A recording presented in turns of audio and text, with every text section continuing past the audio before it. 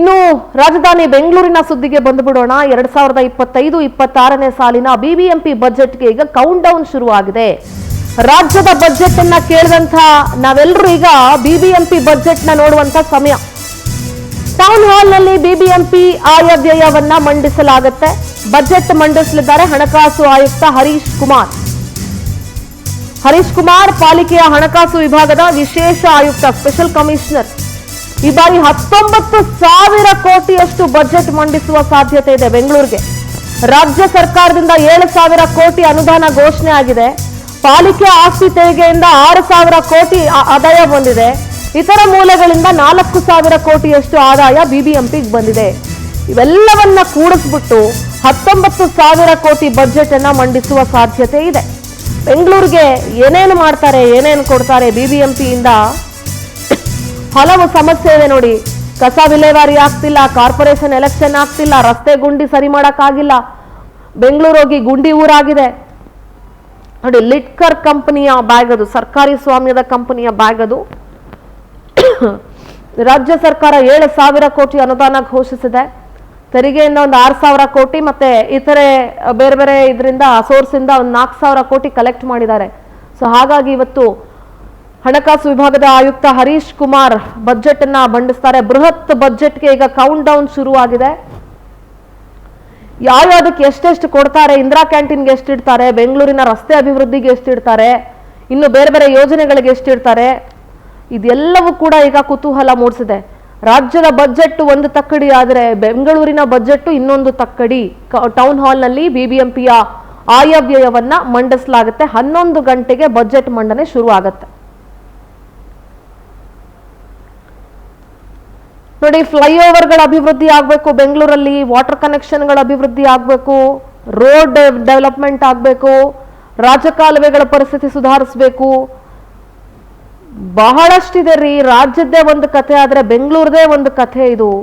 ಬೆಂಗಳೂರಿಗೆ ಎಷ್ಟು ಅದೊಂಥರ ಸಮುದ್ರ ಇದ್ದಂಗೆ.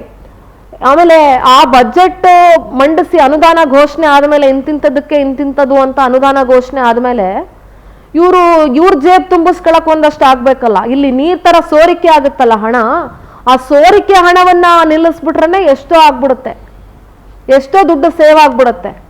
ಸೊ ಪಾಲಿಕೆ ವ್ಯಾಪ್ತಿಯ ಹೊಸ 110 ಹಳ್ಳಿಗಳಿಗೆ ಕಾವೇರಿ ನೀರನ್ನ ಒದಗಿಸ್ಬೇಕು, ಇಂದಿರಾ ಕ್ಯಾಂಟೀನ್ಗೆ ಅನುದಾನವನ್ನ ಕೊಡಬೇಕು,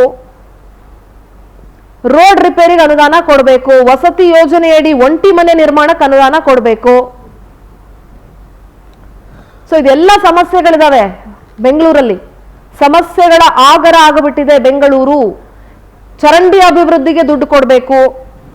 ಸೊ ಹೀಗಾಗಿ ಯಾವ್ಯಾವುದಕ್ಕೆ ಎಷ್ಟೆಷ್ಟು ಕೊಡ್ತಾರೆ ಅನ್ನುವಂಥ ಕುತೂಹಲ ಇದೆ. ನಮ್ಮ ಪ್ರತಿನಿಧಿ ಮಂಜುನಾಥ್ ನೇರ ಸಂಪರ್ಕದಲ್ಲಿ ಜಾಯ್ನ್ ಆಗ್ತಿದ್ದಾರೆ. ಮಂಜುನಾಥ್, ಇವತ್ತು ಬೃಹತ್ ಬಜೆಟ್ಗೆ ಕೌಂಟ್ ಡೌನ್ ಶುರುವಾಗಿದೆ, ಏನೆಲ್ಲ ಡೀಟೇಲ್ಸ್ ಇದೆ ಮಂಜುನಾಥ್?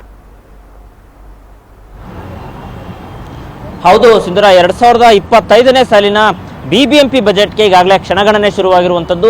ಅಂದರೆ ಈ ಬಾರಿ ಈಗಾಗಲೇ ಏನು ಜನಪ್ರತಿನಿಧಿಗಳಿಲ್ಲದೆ ಬಿಬಿಎಂಪಿ ಅಧಿಕಾರಿಗಳೇ 5ನೇ ಬಾರಿಗೆ ಬಜೆಟ್ ಮಂಡಿಸುತ್ತಿದ್ದಾರೆ. ಈ ಬಾರಿ ಸುಮಾರು 19,000ರಿಂದ 20,000 ಕೋಟಿಯಷ್ಟು ಬಜೆಟ್ ಮಂಡನೆಗೆ ಈಗಾಗಲೇ ಬಿಬಿಎಂಪಿ ಸಿದ್ಧತೆ ಮಾಡಿಕೊಂಡಿರುವಂಥದ್ದು. ಈಗಾಗಲೇ 7,000 ಕೋಟಿಯಷ್ಟು ಅನುದಾನವನ್ನು ಸರ್ಕಾರ ನೀಡ್ತಾ ಇದೆ. ಜೊತೆಗೆ ಬಿಬಿಎಂಪಿಗೆ ವಾರ್ಷಿಕ ತೆರಿಗೆ ಆದಾಯ ಅಂತೇಳಿ 6,000 ಕೋಟಿ ಬರ್ತಾ ಇದೆ. ಜೊತೆಗೆ ಇನ್ನು ಇತರೆ ಮೂಲ ಆದಾಯಗಳು ಸೇರಿದಂತೆ 4,000 ಕೋಟಿಯಷ್ಟು ಆದಾಯ ಬರ್ತಿದೆ. ಸೊ ಹೀಗಾಗಿ ಇತಿಹಾಸದಲ್ಲೇ ಅಂದರೆ ಬಿಬಿಎಂಪಿ ಸುಮಾರು ಇದೇ ಫಸ್ಟ್ ಟೈಮ್ ಅಂತ ಹೇಳ್ಬೋದು ಇಷ್ಟು ದೊಡ್ಡ ಗಾತ್ರದ ಬಜೆಟ್ ಅನ್ನ ಮಂಡನೆ ಮಾಡ್ತಿರುವಂಥದ್ದು. ಸುಮಾರು 19,000ರಿಂದ 20 ಕೋಟಿಯಷ್ಟು ಬಜೆಟ್ ಮಂಡನೆ ಮಾಡಲಾಗ್ತದೆ. ಸೊ ಇದರಲ್ಲಿ ಈ ಬಾರಿ ಒಂದಿಷ್ಟು ಬೆಂಗಳೂರಿಗೆ ಏನೆಲ್ಲ ಪರಿಹಾರ ಸಿಗ್ಬೋದು ಅಂತೇಳಿ ಜನರು ಕೂಡ ಒಂದಿಷ್ಟು ಕುತೂಹಲಕಾರಿಯಾಗಿರುವಂಥದ್ದು. ಯಾಕಂದ್ರೆ ಬಿಬಿಎಂಪಿ ಬಜೆಟ್ ಮಂಡನೆಗೂ ಮುಂಚೆ ಈಗಾಗಲೇ ಸಾರ್ವಜನಿಕರಿಂದ ಒಂದಿಷ್ಟು ಸಾರ್ವಜನಿಕರಿಂದ ಏನೆಲ್ಲ ಅವರು ಹೇಳ್ತಾರೆ, ಸಮಸ್ಯೆಗಳು ಏನು ಹೇಳ್ತಾರೆ ಅಂತೇಳಿ ಒಂದಿಷ್ಟು ಅವರಿಂದ ಕೂಡ ಮಾಹಿತಿಯನ್ನು ಪಡ್ಕೊಳ್ಳಲಾಗಿತ್ತು. ಜೊತೆಗೆ ಬೆಂಗಳೂರು ನಗರದಲ್ಲಿರುವಂತಹ 28 ವಿಧಾನಸಭಾ ಕ್ಷೇತ್ರದ MLA ಕೂಡ ಒಂದಿಷ್ಟು ಏನೆಲ್ಲ ಸಮಸ್ಯೆ ಇದೆ ಅದ್ರ ಬಗ್ಗೆ ಕೂಡ ಮಾಹಿತಿ ಕೊಡಿ ಅಂತೇಳಿ ಬಿಬಿಎಂಪಿ ಹೇಳಿದ್ರು. ಸೊ ಹೀಗಾಗಿ ಜೊತೆಗೆ ಮುಂಬರುವ ಚುನಾವಣೆಯನ್ನು ಇಟ್ಕೊಂಡು ಈ ಬಾರಿ ಬಿಬಿಎಂಪಿ ಅಧಿಕಾರಿಗಳು ಬಜೆಟ್ ಮಂಡನೆ ಮಾಡ್ತಿದ್ದಾರೆ. ಅದರಲ್ಲೂ ಈ ಬಾರಿ ಯಾವುದಕ್ಕೆ ಎಷ್ಟು ಹೆಚ್ಚಿನ ಆದ್ಯತೆ ಕೊಡಲಾಗ್ತಿದೆ ಅಂತೇಳಿ ಕಾದು ನೋಡಬೇಕಾಗುತ್ತೆ. ಯಾಕಂದ್ರೆ ಬಿಬಿಎಂಪಿಯಲ್ಲಿ ಶಿಕ್ಷಣಕ್ಕೆ ಒತ್ತು ಕೊಡ್ತಾರಾ, ಅಥವಾ ಆರೋಗ್ಯಕ್ಕೆ ಒತ್ತು ಕೊಡ್ತಾರಾ, ಅಥವಾ ಇಂದಿರಾ ಕ್ಯಾಂಟೀನ್ಗಳಿಗೆ ಒತ್ತು ಕೊಡ್ತಾರಾ, ಅಥವಾ ಕೆರೆ ಒತ್ತುವರಿ ಆಗಿರುವಂತದಕ್ಕೆ ಒತ್ತು ಕೊಡ್ತಾರಾ, ಅಥವಾ ಸಾರ್ವಜನಿಕರ ಸ್ಥಳಗಳಿಗೆ ಒತ್ತು ಕೊಡ್ತಾರ, ಇನ್ನು ಕೆರೆ ಕುಂಟೆಗಳಿಗೆ ಇತ್ಯಾದಿ ನಡೆದಂತೆ ಯಾವುದಕ್ಕೆ ಈ ಬಾರಿ ಹೆಚ್ಚು ಒತ್ತನ್ನ ಕೊಡಲಾಗ್ತಿದೆ ಅಂತೇಳಿ ಕಾದು ನೋಡ್ಬೇಕಾಗುತ್ತೆ ಸಿಂಧೂರ. ಓಕೆ, ಥ್ಯಾಂಕ್ ಯು ಮಂಜುನಾಥ್ ನಿಮ್ಮೆಲ್ಲ ಮಾಹಿತಿಗಾಗಿ.